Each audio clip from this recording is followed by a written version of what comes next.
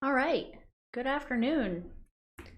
I have a little time this afternoon, so I figured I would hop in here and keep going with some of the AWS Cloud Practitioner Exam study resources that I got started earlier this week. And if you didn't catch part one, where I talked about the kind of the purpose of what I'm doing and how I'm doing it and why I'm doing it, that's a good place to start.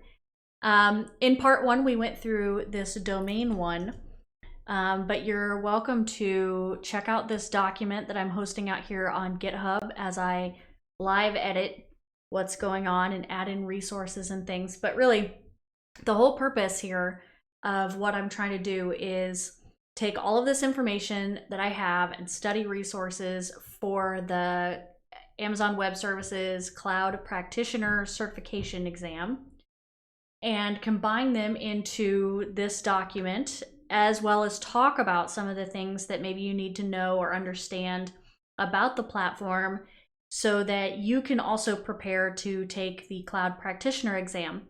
Now, this is something that I've already completed, and I have all of these resources and things ready to go because I'm taking the next step. And let's see, I have a tab open somewhere, maybe, of this kind of information. Oh no, it was, it's this here on the free code camp site. That's why we linked this in here. This fabulous chart of all of the different types of certifications. So I'm prepping for this associate's level one, and I'm going to continue this process as I prepare those materials as well. So you're here to follow along and ask any questions and anything that you need. So if you want to join the Discord that I have, the link is on the Twitch page, and you're welcome to hop into the Discord, and I post things there. And, you know, if you want to have a further discussion with me or talk about any of these things, you're welcome to do that. So I don't have a ton of time today because I actually have some meetings and things to attend this afternoon for work, you know, like I have a job or something. But so yeah, let's get started. So we left off with domain one, where we talked about, you know, really the cloud concepts. And so for the purposes of this exam, you know, we talked about what is the cloud, define it, value proposition, different aspects of cloud economics, architecture design principles. There were some study questions, some review. So now we're here to dig into domain two, which is all about security and compliance. And we really have to start with the global infrastructure. So let's get edits open.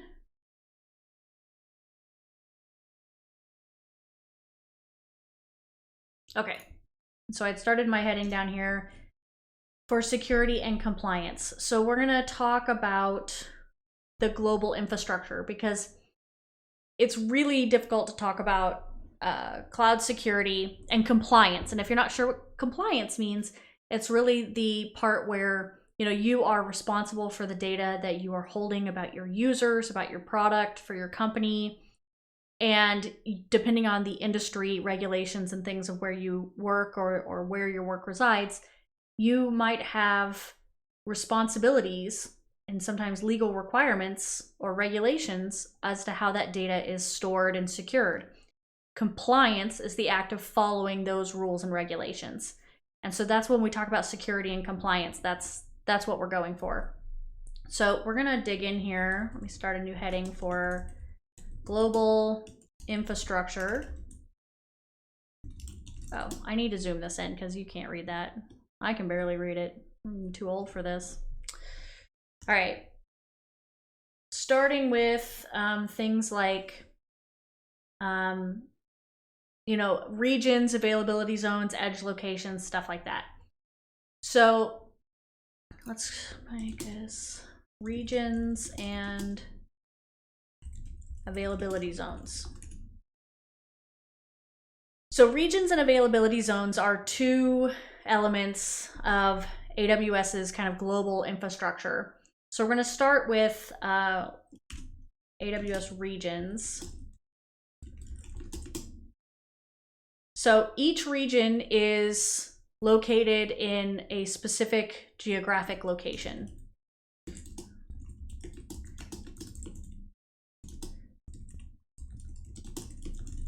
And there's a map. Let me link this in to the document because I honestly think this would be kind of helpful. Let me find it. Yeah, let's do the worldwide map. Is this? Yes. Okay. This is the most up-to-date one. It's on the blog right now. But this is all of these. You can see these blue things are regions. These orange ones, it says coming soon. So let's grab this link and put it in here.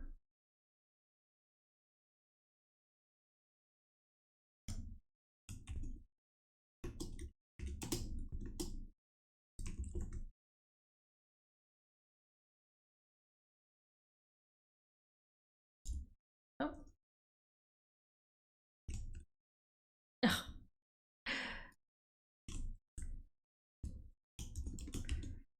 There we go.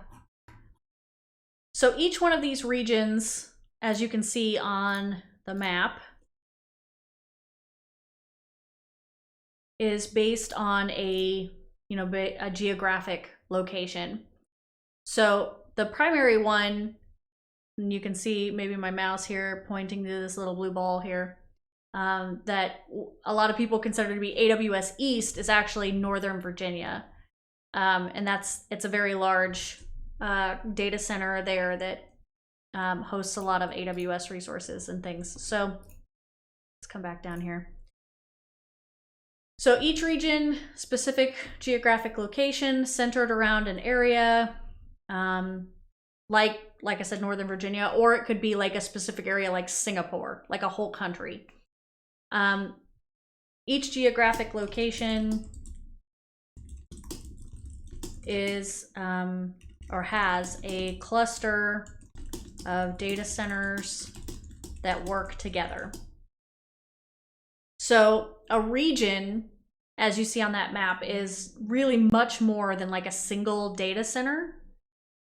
And at this time, there are 22, and I think that's, actually we can go back to that document because this is the most recent one. Where are we at?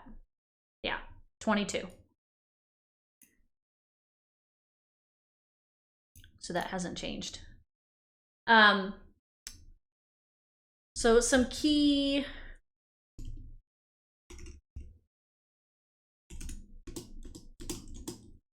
points here. Not all are public. Some of these are public and some are not available to the public.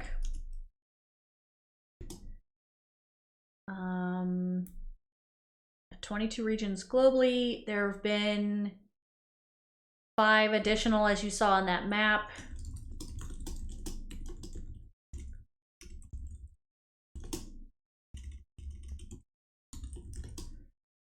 Planned regions. So these are areas that they're looking to build or grow into. And when we look at that global map, we can see that they're spread out, pretty great. And so, looking at like the US and Canada, there's some one down here in South America. So there's a lot of different areas where AWS regions exist. And there's probably,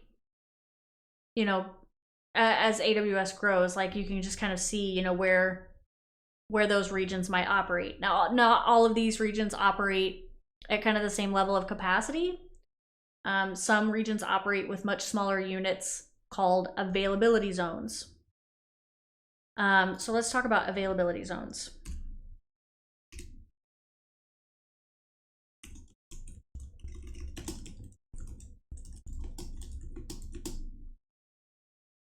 So an availability zone consists of one or more data centers.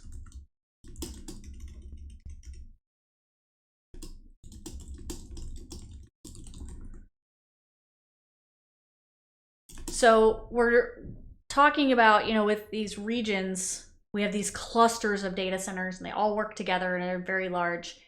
But these availability zones kind of means at minimum, like each region has 2 availability zones.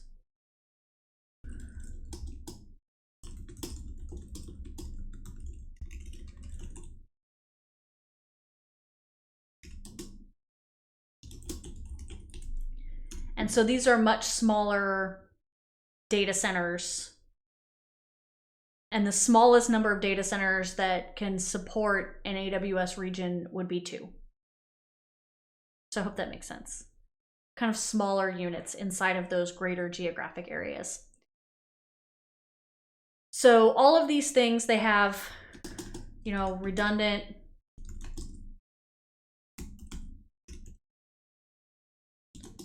power and,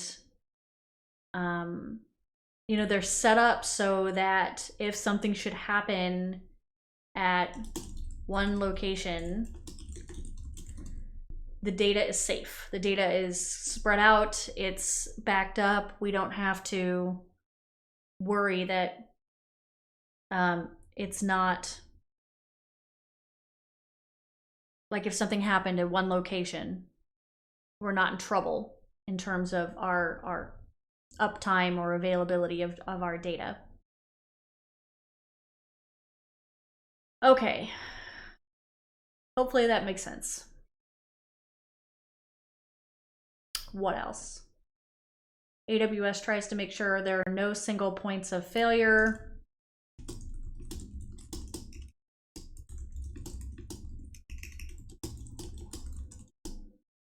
I realize that that's hard to read because like I'm in front of it. No single points of failure when it comes to global infrastructure.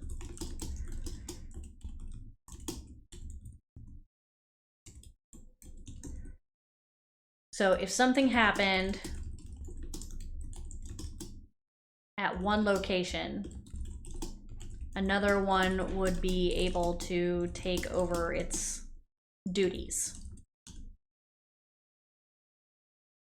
So currently, there are 69 availability zones that have been launched.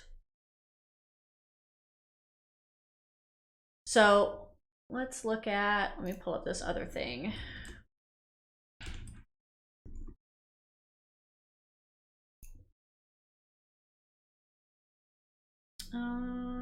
There's a map.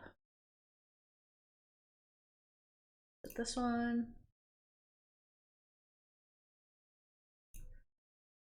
Okay. So this is the primary regions and availability zones map. Here we can see North America, and they have regions as these big orange circles, and then edge locations or those data centers as those blue circles. And so here you can see where all of these reside. And, we talked about US East, that Northern Virginia data center being like one of the more primary ones. There's also US West in Northern California. These other ones, you can see have been launched much more recently, as early as last year.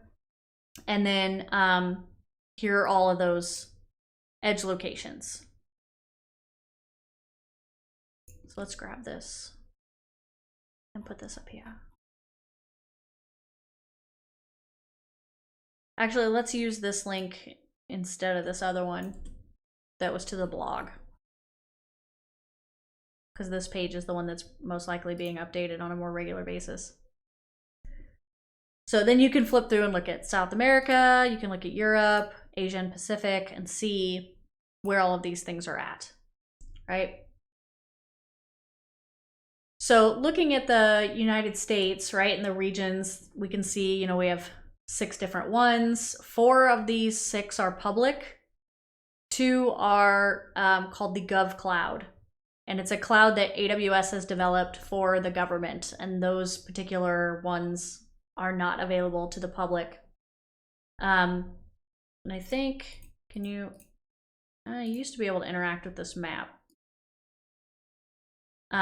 This talks a little bit about the availability zones and how they work and things like local zones. And so you can look at all the different availability zones and what makes them up. And then if you look at like all of these different locations, and then it gives you like the availability zones. So we can see here for US East that it contains, which is that Northern Virginia one, contains 6 different availability zones that support that overall region. So where many will often have 3 or 4, it's this concept of availability that really we need to talk about in terms of like, what do we need to understand for certification purposes. So the reasons that availability zones exist, let me come down here.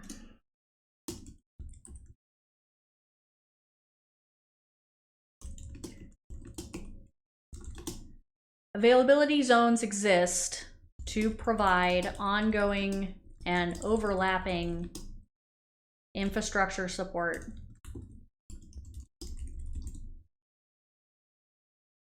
So availability is really the idea that you have maybe an application and it needs to fulfill a specific business purpose. So if we have an application for our company that's mission critical, then we can't have downtime, right? It can't be unavailable, it can't be overloaded, it can't be having problems. And so we have to have this situation where, you know, it's up all the time and it's highly available, and if something should happen, there's a power outage, there's a big storm, there's a terrorist attack, whatever, there's no single point of failure along that network. And if we deploy our applications and our experiences in the cloud across multiple availability zones within an AWS region, then we can minimize a single point of failure that might take our application down. Let me just make that like a point here.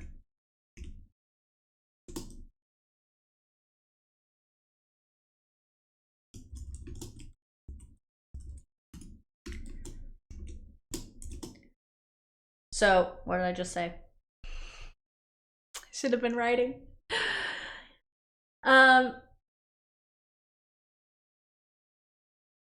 If you deploy your applications and experiences in the cloud across multiple availability zones within an AWS region, then you minimize any single point of failure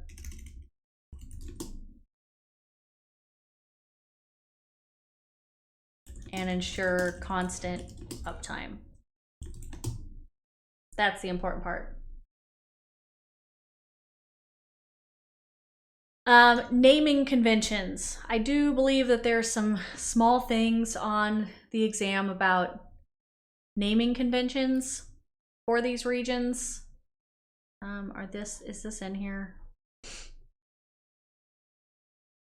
See, they talk in here about high availability and things like that.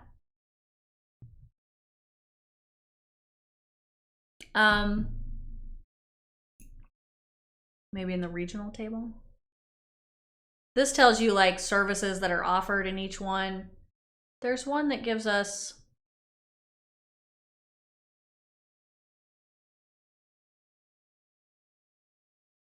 this says 24. That other page said 22.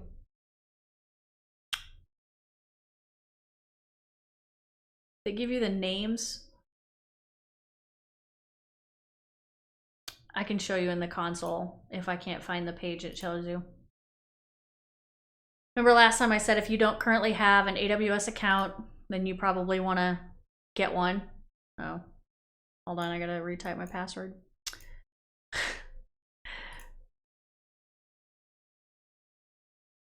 There we go.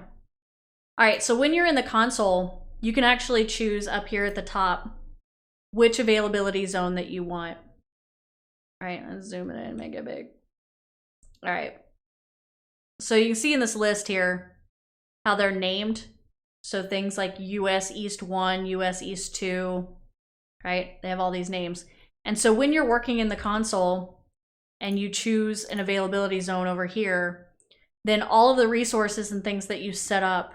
So if I go in and I set up, an EC2 instance or an S3 bucket or something, I'm going to be working in that availability zone. And pricing can be different for each availability zone. So you actually want to really pay attention that you're in the right one when you're working. So it's common for us to see like this naming convention.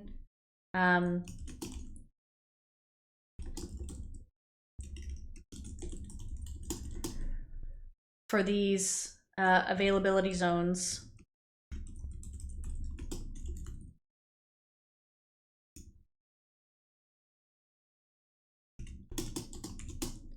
So something like US East 2A would mean that first off, the area, like within this name is like a high level area. So, first off, it's US for United States, and then East for the East availability zone. I guess you can say Eastern geographic region. And then they have a given number determines which data center cluster. So I don't know if you saw in the drop-down list when I showed you the console, US East 1 is Virginia, US East 2 is Ohio. So if we saw this US East 2, then we would know this was the Ohio one and not the Virginia one. And then they might have different letters for the sub area, as there's probably multiple regions within that area. So they have a letter designating the availability zone.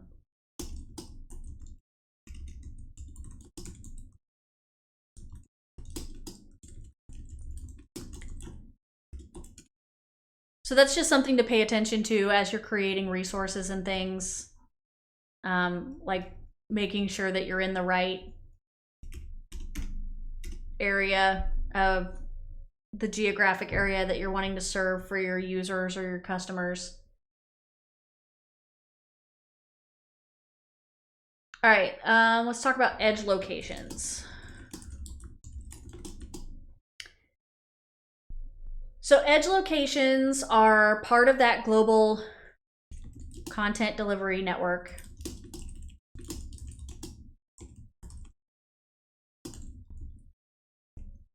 Sometimes called a CDN, right? Content Delivery Network. But there's two specific services within AWS that leverage these edge locations.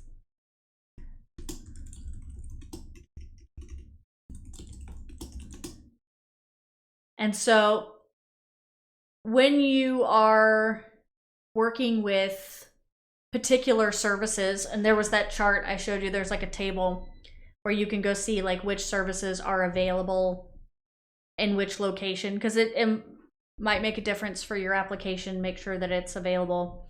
But specifically for CloudFront, CloudFront is AWS's global content delivery network. And then the other one is Route 53. And Route 53 is Amazon's DNS service. So these are two kind of highly critical services that use these edge locations that exist around the world. And let's see, there's currently 200 different locations that are edge locations.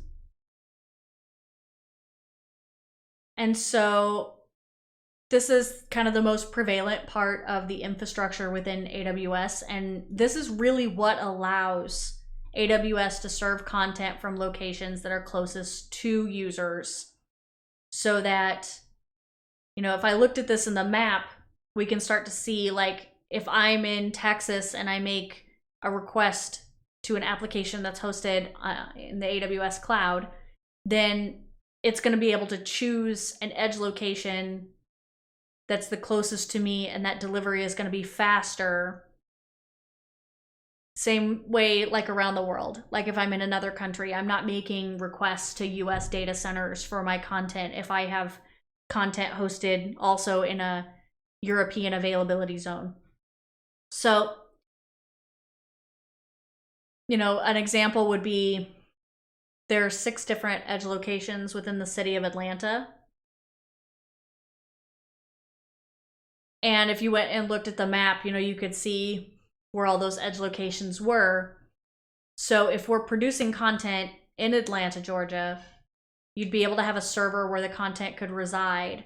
But then let's say you also support users in Singapore, and you don't want to have users viewing your content in Singapore, getting it from the server in Atlanta.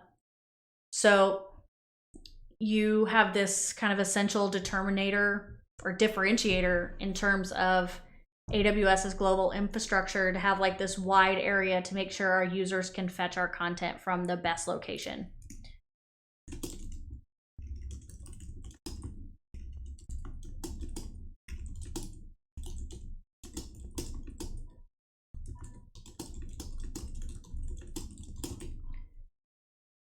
All right, so that's kind of the difference between those.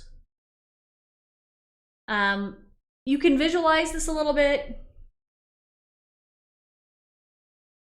There used to be a little visualization tool. Where is it? I'm sure that it still exists.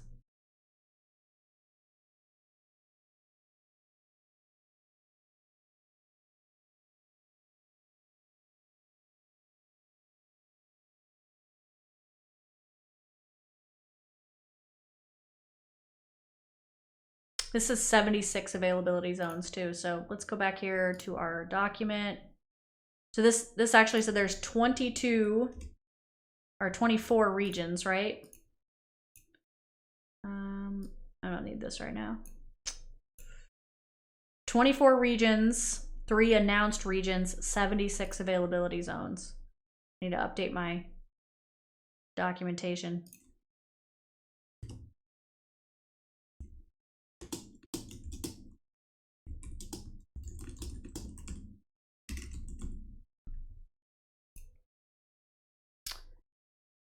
All right.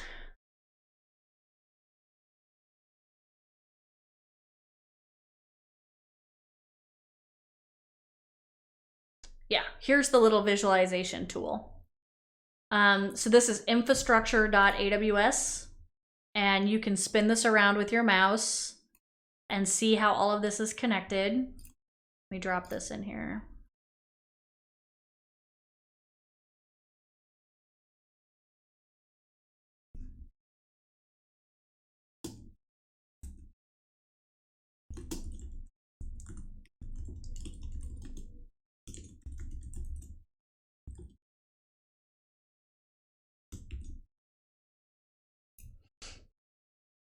And so you can zoom in here. So here we are in this eastern region. Here we can see that Northern Virginia, that US East 1.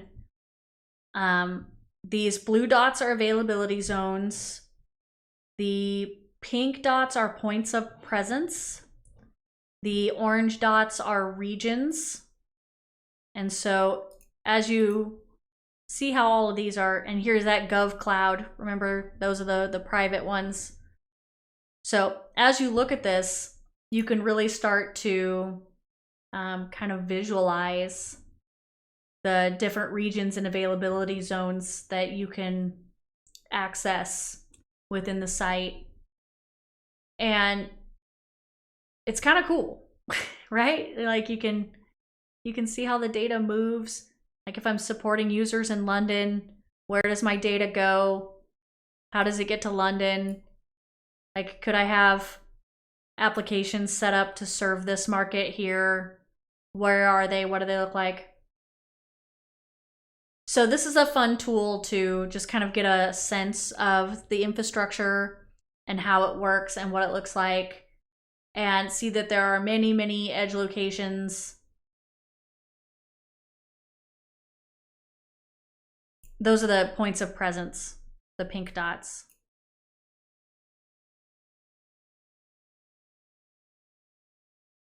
Over here in Asia, how the data gets around. So pretty cool.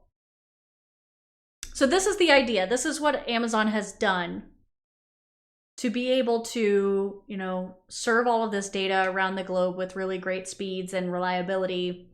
And kind of they span all over the globe and enable AWS users to make sure their content is as close as it can be to the users that are going to be consuming it.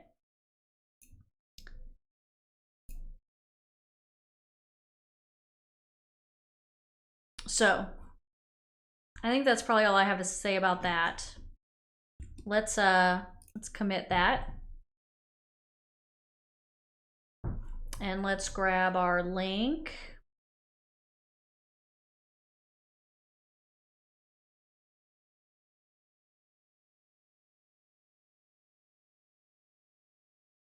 And set up our table of contents here. Okay.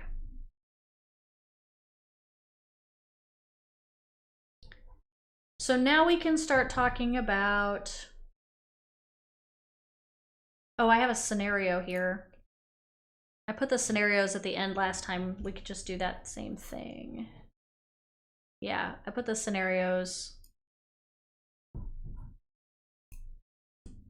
at the end of the section last time.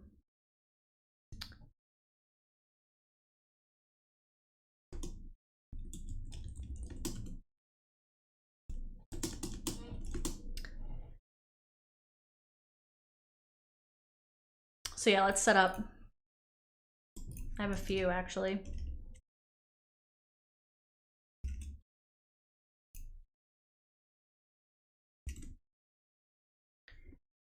All right, so scenario one, company A, I don't know why they always write it like this, is looking to transition to AWS. They are going to start with a few workloads and then move other workloads to the platform later. Right now, it's a requirement that they store their backup data in multiple geographic areas. So, understanding this basic requirement, which element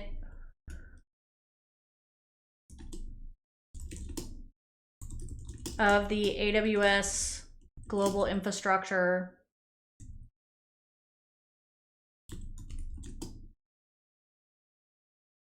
will best suit this company?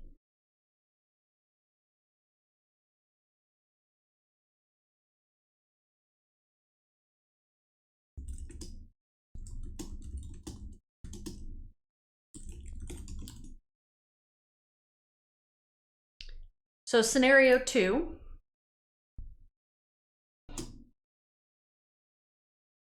company B serves content through their site to users all around the globe, and they're looking to optimize performance to their users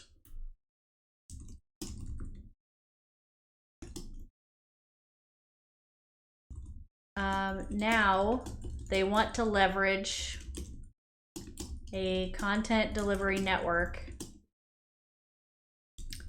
because they've heard that if they can get their content on servers that are closest to their users, this will improve performance.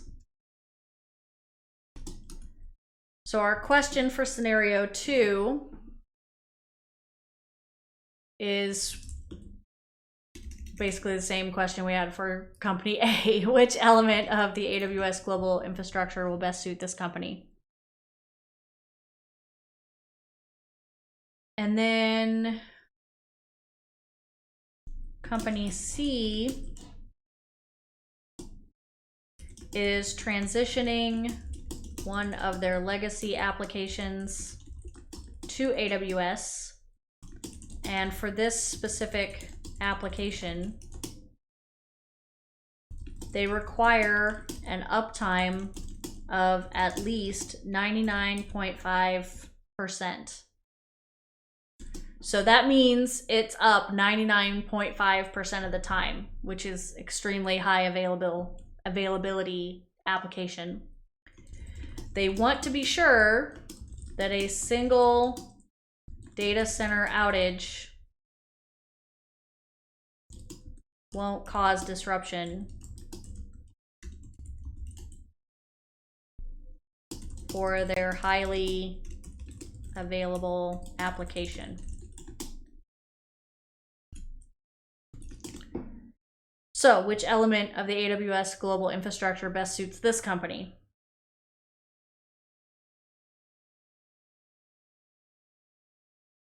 So, I know that doesn't seem like maybe a lot, but there is a lot there to understand.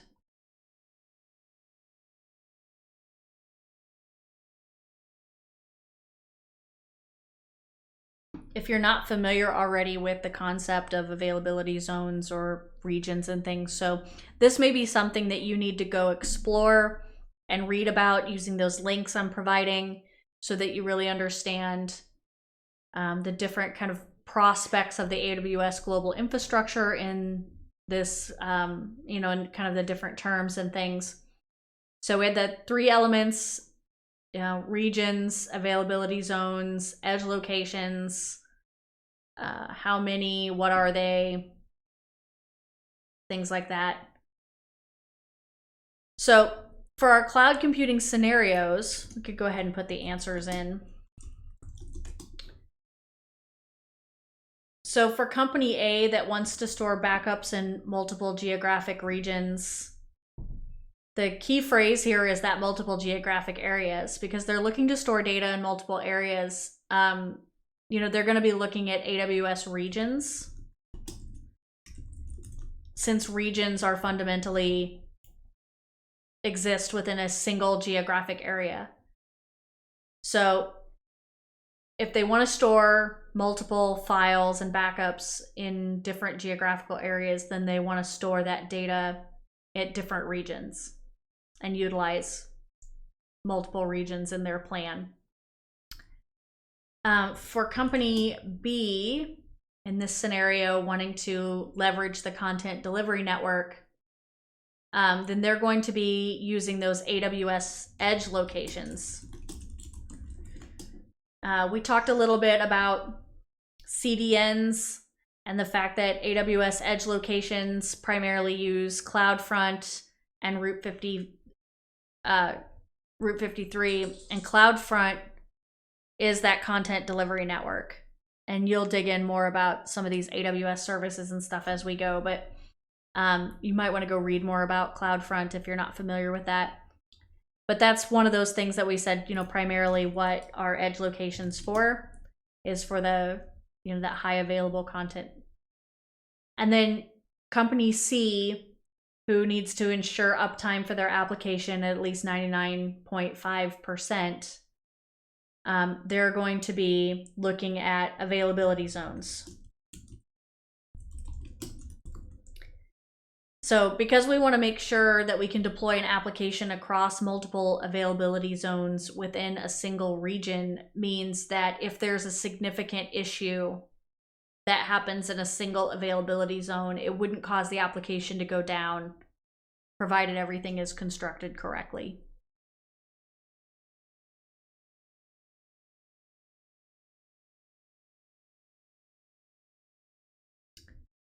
Okay.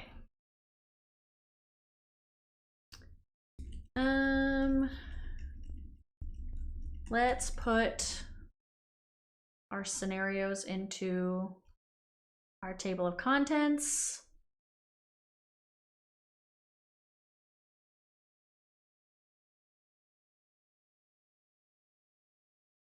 Actually, let's keep this all together because that's what I did for domain 1. I made domain 2 study questions and review.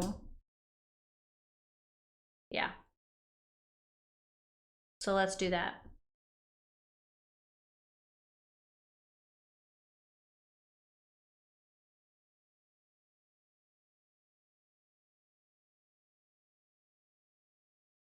And I'm kind of a stickler about the formatting matching. Oh no, I used different bullets. All right, just a second. I gotta fix it. That's one of the things about this markup stuff. It's kind of irritating to make sure that it's all the same. All right, next we're going to move on to cloud economics.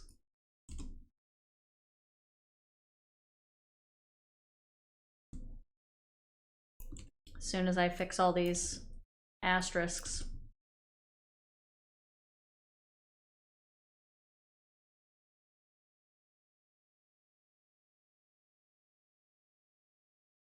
And then this is going to stay at the end.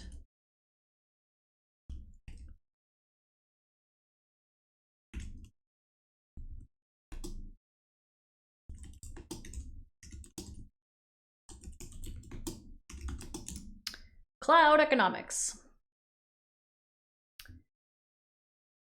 And we've got to discuss cloud economics because the funding differences between traditional data centers and the cloud, and the AWS provided tools for the organization of our costs and how to use those tools to actually make a case for moving an organization to the cloud, which is sometimes what we have to do as maybe consultants or freelancers, is really be able to talk to our clients and customers about why the cloud is a good idea. So we're going to start with a couple of terms, actually. So the first one is capitalized expenditure, sometimes known as the CapEx. So what is a capitalized expenditure? Let's say you are building your own data center, right? We talked about this a lot in part 1, the kind of the overhead and building a data center. And, you know, not only do I have to have a building, but I have to have power and water and equipment and people. And so you're building a data center. You have to make this large upfront investment that's going to cover buying all these things. And when you have this type of expenditure in your business,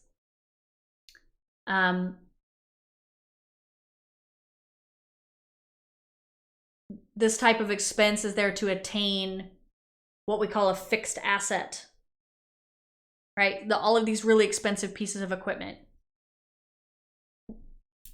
So a capitalized expenditure is when you spend money to buy large expensive things for your business.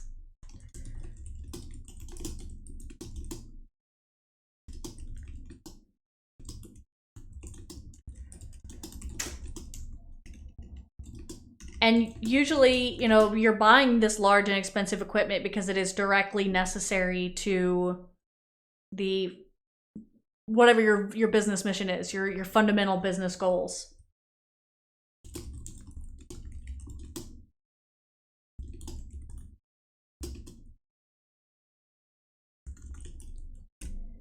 So the fixed assets that I mentioned,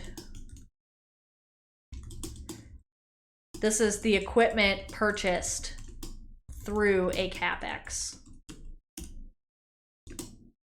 So if I was starting a data center and I bought a server, the purchasing of that server is a capitalized expenditure. The server itself is a fixed asset.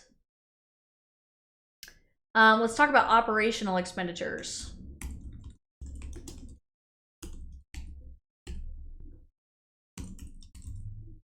Or OpExes.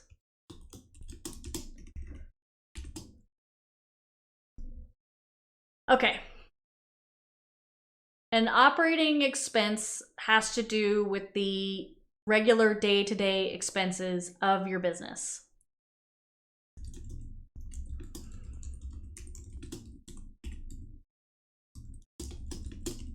So not buying equipment, because you don't do that day to day. You don't do that on a regular basis. So using our analogy, you're going to build a data center. One of your operating costs might be around connectivity or utilities or maintenance.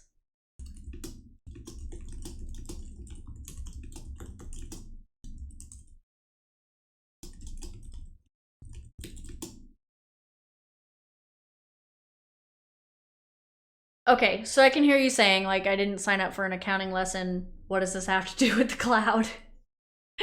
All right, so remember a lot of this, you know, what they cover on this exam, if you go back and look at the white paper, are things about cloud economics and understanding like the purpose of the cloud and why we would do this over a traditional data center. And so if you have your own data center and you want to launch an application within that data center, and then there's demand, you know, we talked about this, and it starts off pretty low because it's a new application, but then it grows. And you have to be able to project for that. And you have to look at your capacity. And anyway, data centers are typically only built to account for a certain amount of capacity. And in the beginning, that might be fine, but as you grow and your capacity changes, it becomes even more critical that you don't have demand that's over your ability to serve, right? Over your capacity. Because then users are going to get denied access to your application, they're going to get mad, and they're going to leave, and then you've lost customers, and then, right, all hell has broken loose. So to avoid large upfront capitalized expenditures, which we talked about, getting money is hard. Going to the bank, traditional loans, investing, all of those things, right? It's hard.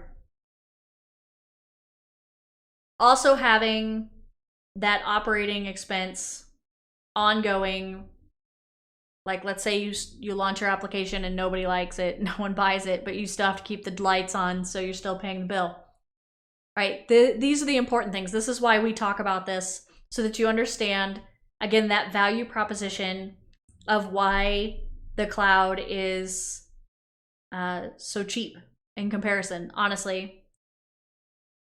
So let's say we have our application and we have the same demand in the cloud, and you know, we didn't have to plan for capacity, because that's one of the things that we don't have to do. We want to make sure that we have enough capacity to meet that demand for our users and our application. And so all we would have to look at are the costs of, you know, whatever service it is that we're using. There's no capitalized expenditure because we're leveraging that already existing equipment from Amazon.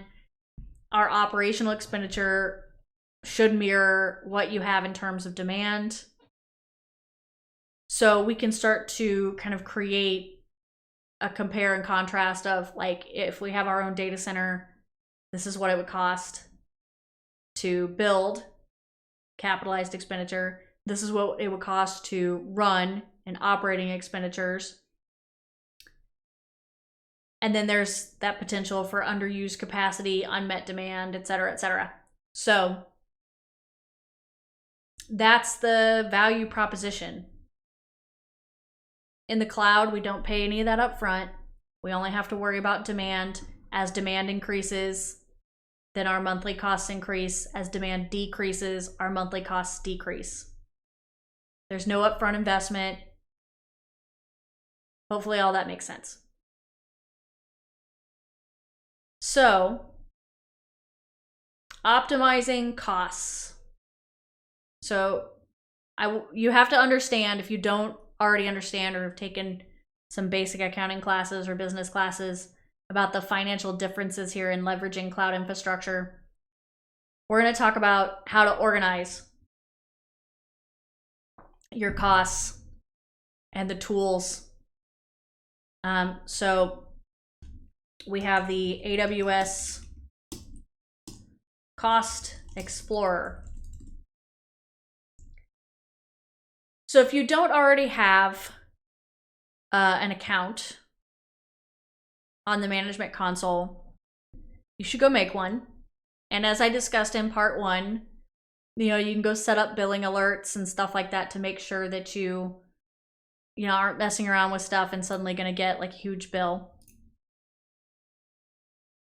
But this way you can actually go in and see what some of this stuff looks like in the Cost Explorer. So we can go into the Cost Explorer over here. And here I can see my current month costs. I'm currently at $98.85. It tells me like where I'm at over last month. I'm down 1%. My forecast, if I keep my usage exactly where it is for the rest of the month, this is what my bill is expected to be. Is that high or low over last month? And then kind of day-to-day usage stuff you can see in this graph. You can create reports. It'll tell me some trends over here. So it sometimes will give you some tips on how to save money. That's helpful. But the Cost Explorer, let's make some notes here. So the Cost Explorer allows you to explore your AWS costs, view and explore your AWS costs, provides breakdowns by service. Because AWS is a collection of many, many different services, you can group things according to like a cost tag. It shows current usage, cost, and makes monthly projections. You can actually get 3 months of cost projections based on your current usage, if that might be helpful for your business's accounting. It can help you understand what your average monthly run rate might be. It gives recommendations for cost optimization.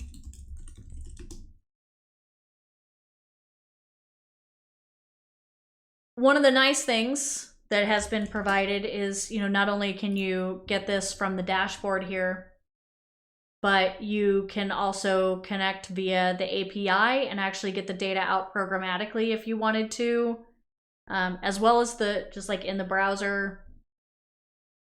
And so the other tool that we want to look at is the AWS budgets.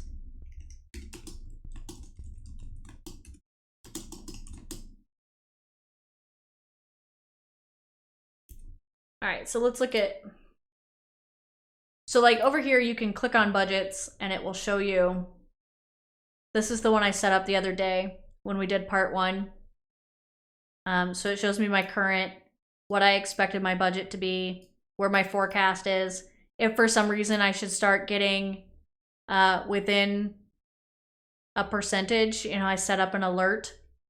It will send you a little email or text message, depending on what you've signed up for, so that you can be sure that you're not running over your costs or anything.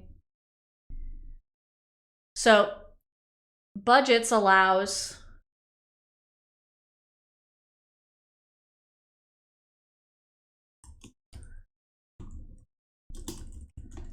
to use the data and visualizations from Cost Explorer to plan and track your usage across all services.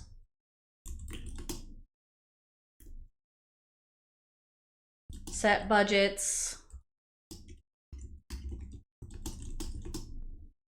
for the amount you want to spend on a particular service or for all services.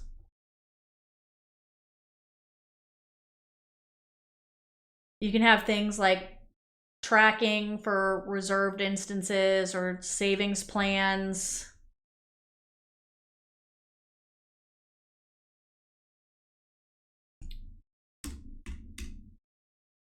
So it should be, pretty straightforward. You can come in and look at you can create cost categories. You can create savings plans.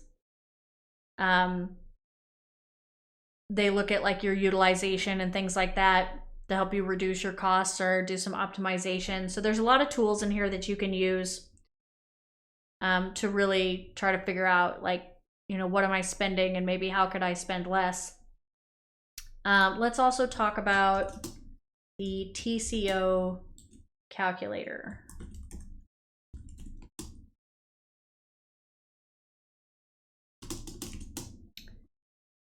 So the TCO calculator is a projection tool for organizations that are considering moving a workload from their own data center to the cloud.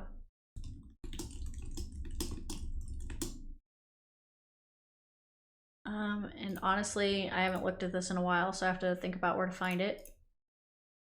Of course, you can always type up here.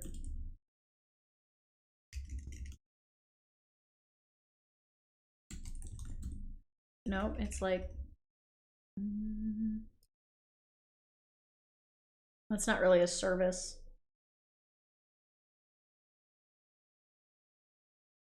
I don't think it's in the cost management thing. We'll Google it. There we go. TCO, total cost of ownership. So here's where you can, they give you some screenshots and stuff, and let's take a look. So yeah, if you're in an organization that is maybe considering the cloud, the TCO calculator can help you see, what are you using? How are you using it? What would that cost on the platform? And maybe help you make a case for transitioning to the cloud.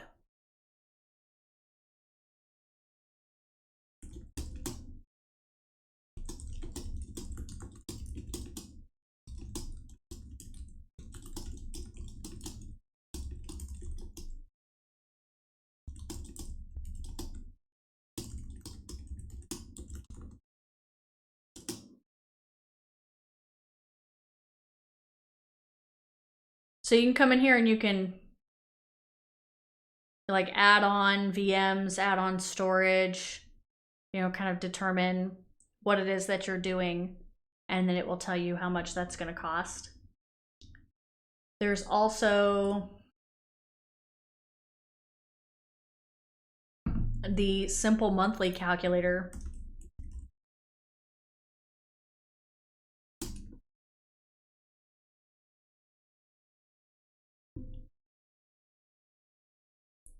Oh, look at this. It's going away in June. Favor of the pricing calculator. Well, if this is being deprecated, we definitely want to look at the new one.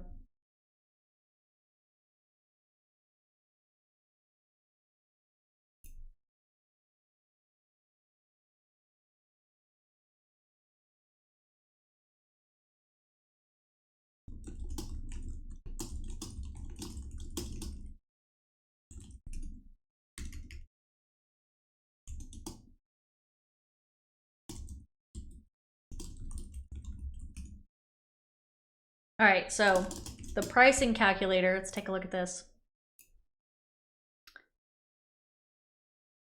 Looks like it basically lets you estimate the costs of AWS products and services. You can add different services, configure, and then just basically view totals.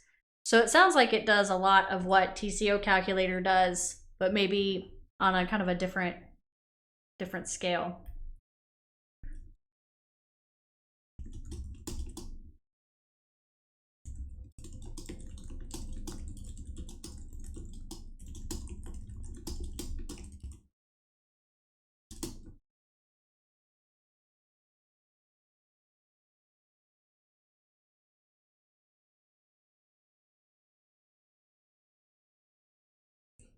Oh yeah, this is much better because you can come in here and see all the different services.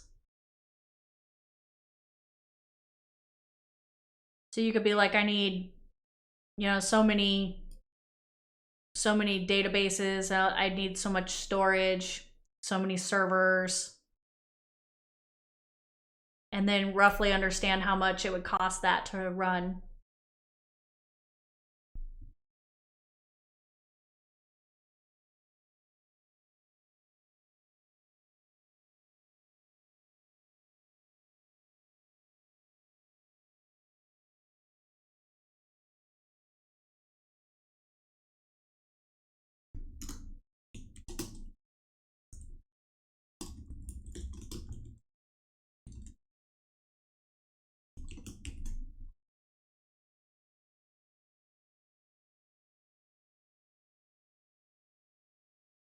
Okay, added that into the links.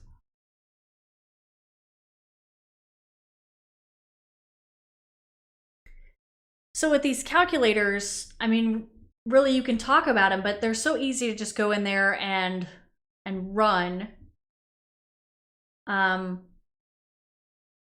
Maybe I should put these links in here too.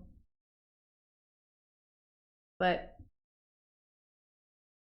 I mean, yeah, I would say just go in and start getting familiar with these various calculators and what the output looks like. And I know that might be difficult, especially if you're not familiar with a lot of the AWS services. So I guess you could always, because we're going to talk about the key services and kind of what they mean.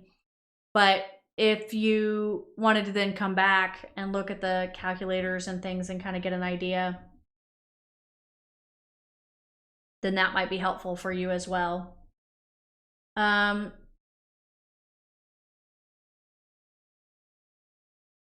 So there's kind of a lot that you want to think about with cloud economics, so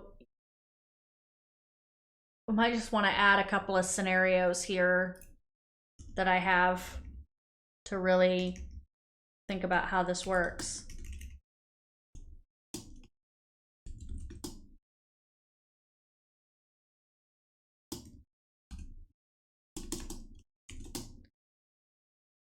All right, so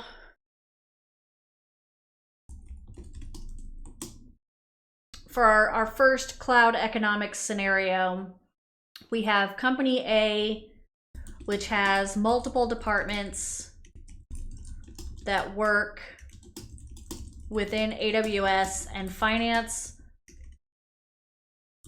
wants a clean separation of costs between those different departments. Currently, all of their resources are included within a single AWS account. So our question is then, what approach would meet this need for understanding future costs with minimal effort.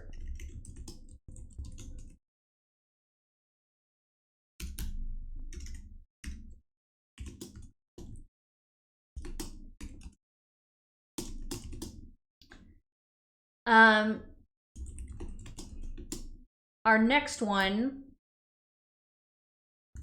is considering a transition to the cloud. They currently have 2 physical data centers that they own and maintain. Now the stakeholders are really questioning, aren't they always?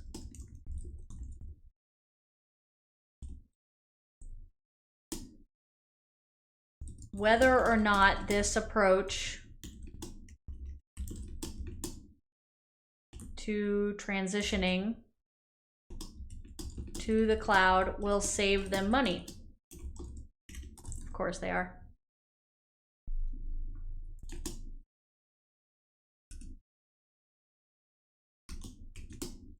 So, what approach should be taken to make a case for the cloud, and what resources would be used to make that case?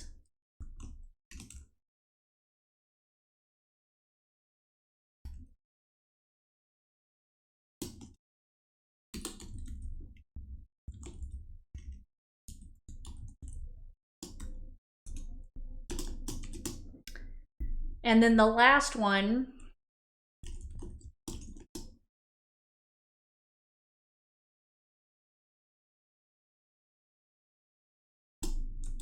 Company C has a web developer who was given some recent downtime.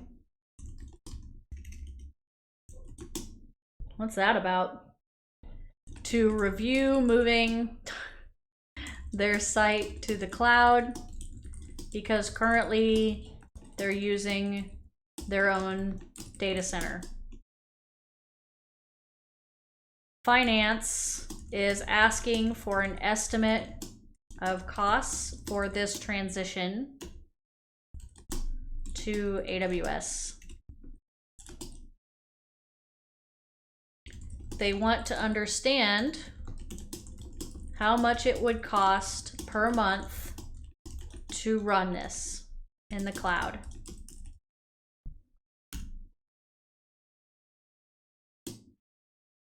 What approach should be taken to get this data to the finance team? So let's talk about answers.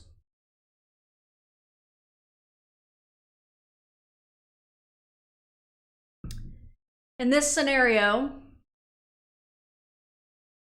where we have multiple departments and finance wants a clean separation of costs,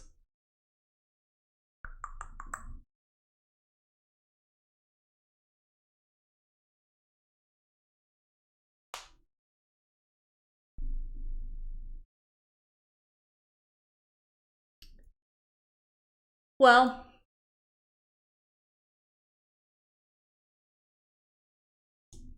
honestly, you know, at first I want to say that you could create an organization account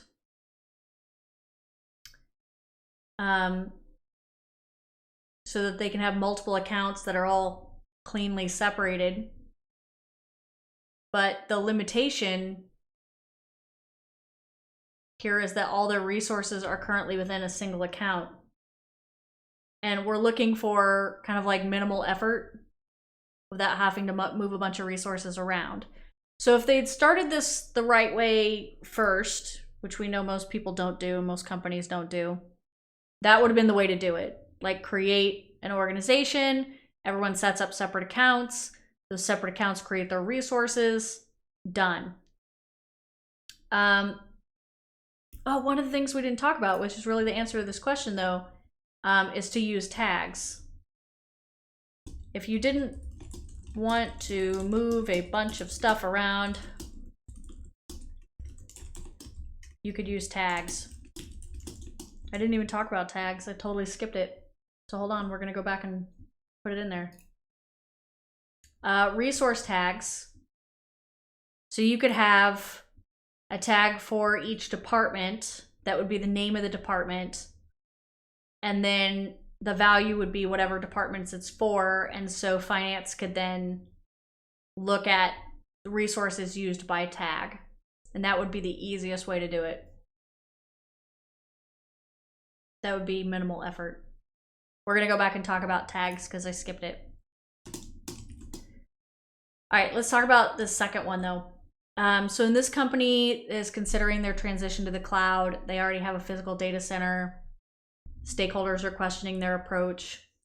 Well, I would say, I mean, you could use the calculator. You could use the TCO calculator or the new, what do we call it? Pricing calculator.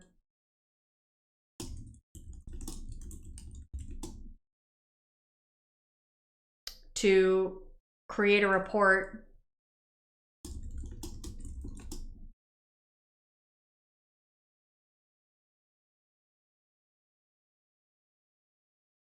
so you would go through and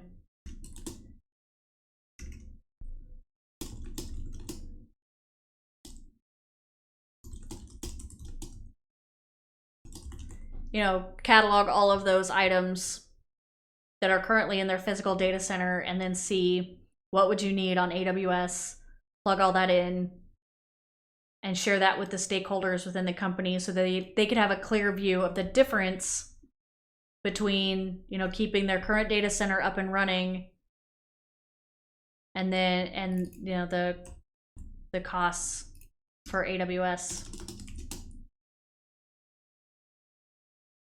All right, and this last one, same, basically same, right? Use the pricing calculator.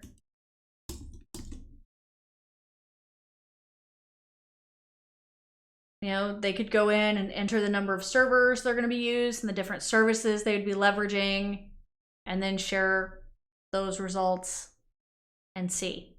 So these tools are great for being able to open that door of, like, here's what we currently have. How much is that going to cost on AWS? What kind of usage are we looking at? So let me commit this, but we're going to have to go back and talk about tags because I totally right?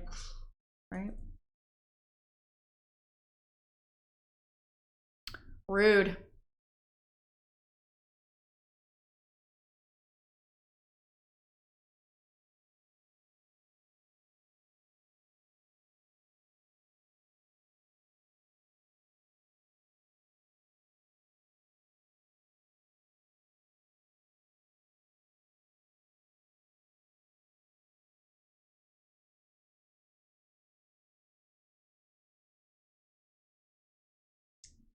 So we're going to talk about tags, and then I'm going to have to wrap this up so I go back to work. It's terrible. I'm glad I got to hop on and do a little bit more today. I knew that getting through domain 2 would be quite chunky, and so honestly, it's nice that I'm breaking it up into kind of several pieces because there's a lot to go over here, especially, like I said, if you've never done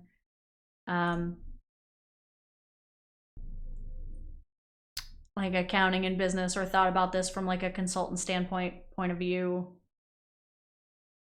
All right, so let's go back. Where did I see this in my notes? I must have scrolled right over it.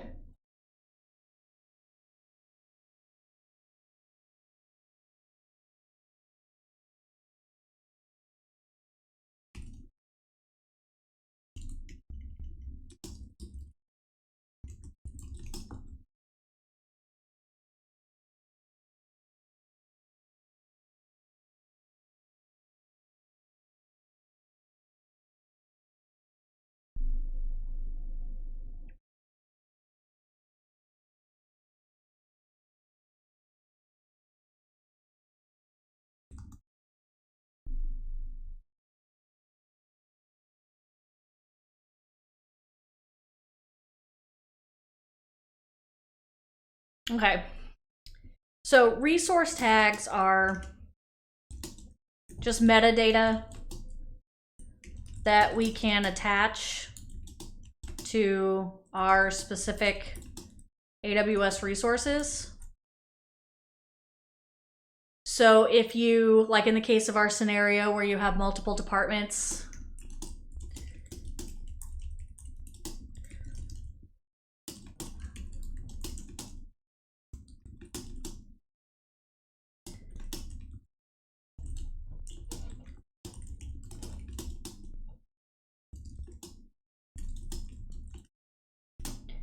you can tag things by usage, you could tag them by department. You could just simply attach a tag that says web server so that people know what it is. Tags contain a name and an optional value. So you could group them by project, you could group them by environment, whatever makes sense. Once you have things tagged, a lot of places tag things between production and test. So you always know which kind of resource you're using. That's important. Once tags have been created, you can use tags within Cost Explorer to get specific usage based on those groupings. So if you have an AWS organization that I mentioned earlier, an organization is like an umbrella account that allows you to create multiple accounts under a single master. So if you had different departments or different applications, you could all run them inside of completely separate AWS accounts, and allows you to have like consolidated billing and stuff like that. But if you have maybe one account for the organization and you want one bill that has a clean separation of costs, like in our scenario, then you would have to tag things to create that grouping. And I'm actually gonna, instead of having this like its own bullet, I'm gonna move it under Cost Explorer because it's actually a feature of Cost Explorer.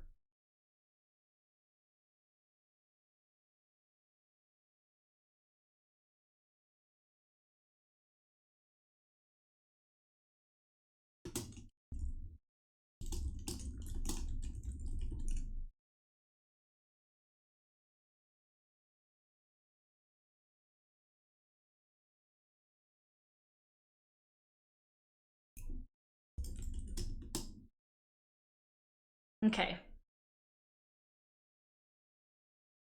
Let me just do a little formatting cleanup here.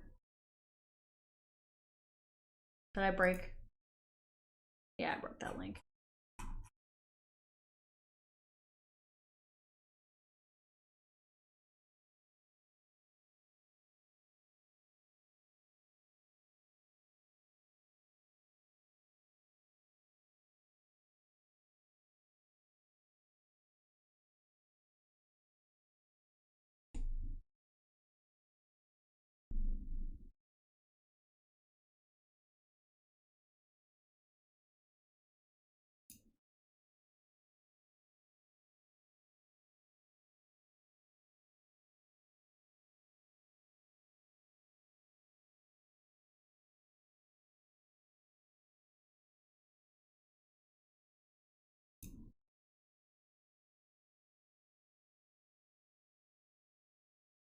I actually have a couple other study questions I could put in this document.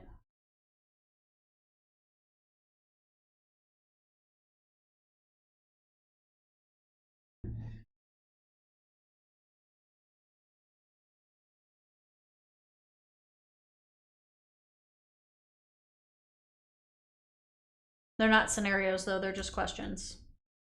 How did I format these earlier?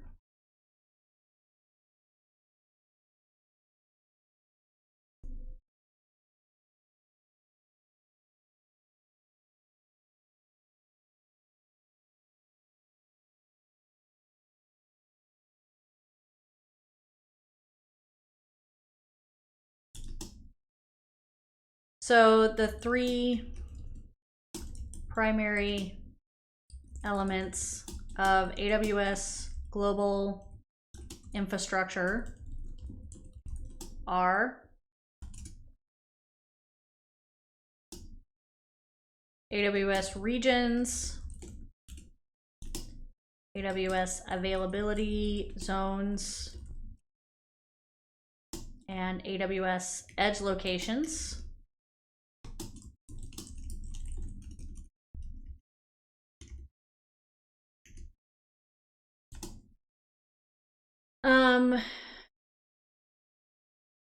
What represents a cluster of data centers in a specific geographic region or location? No, it's region. Region is the answer. Geographic location. An AWS region. It's that geographic location part that should tip you off there. Anytime it says geographic location, they're talking about a region. What consists of one or more data centers? That's an availability zone.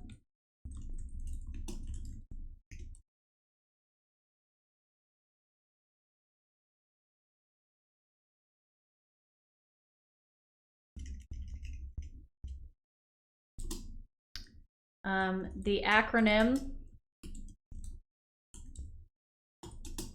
CDN stands for, and we talked about how that stands for Content Delivery Network.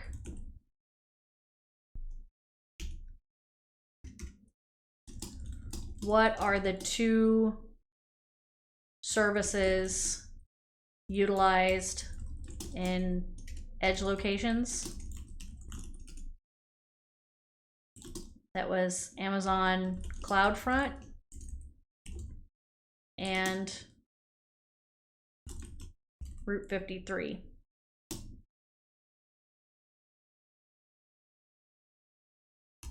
And then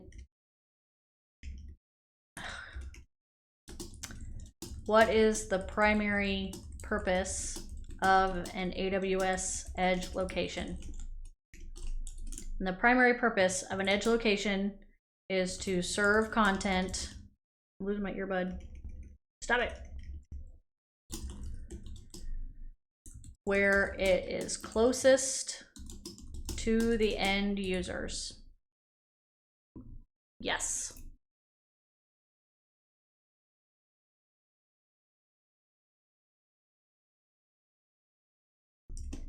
All right, I'm gonna do some formatting cleanup, make sure this looks okay.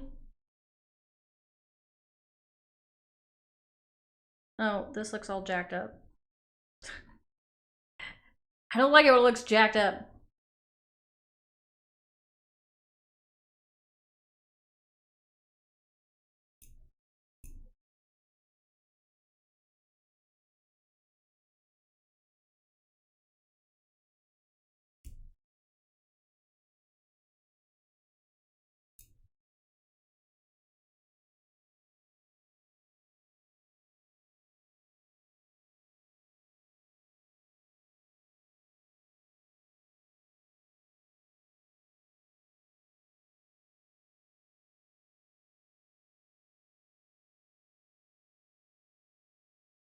I feel like define AWS Global Infrastructure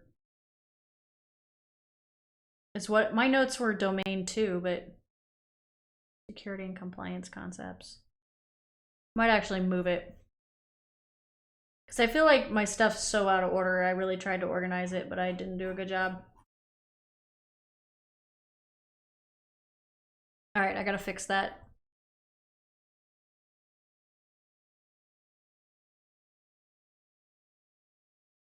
It's because I tab, and they don't want tabs. They want spaces, and I don't know. They're monsters. Monsters. Use spaces.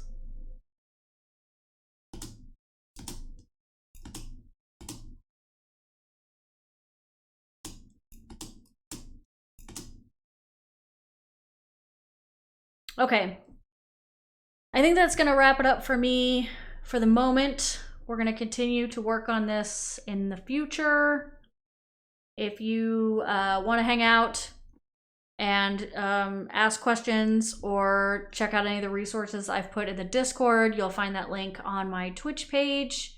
You're welcome to reach out if you need access to this GitHub page here. Hopefully you have the link, but if not, I'm happy to provide it, because the whole purpose of me making this a public page is so that you have access to it. We're going to continue to work through this and organize my notes and do all the things that we need to do with it until we are satisfied. I really hope that this is helpful, and if there are some of you who are maybe taking your certification exam and preparing for that, or if you do take your certification exam, I would love to hear kind of your thoughts on this prep and maybe what would make it better, or what I could add in. I know these exams, they change over time, and so it's not the kind of thing that's like evergreen, but I am happy to try to keep it updated as things move along. So I appreciate you hanging out with me today, and hopefully this is, like I said, useful information, and I will see you all later. Bye.